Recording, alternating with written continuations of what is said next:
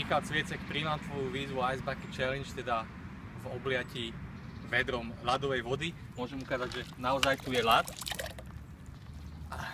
Takže netreba ale zabúdať, že je to o ALS, teda pacientok a výskume amyotrofickej laterálnej skleróze, a ja, ako toto video dokončím, tak tiež pôjdem venovať $100 na túto nadáciu alsa.org. Takže Michal Cviecek, idem na to a potom nominujem ja svojich.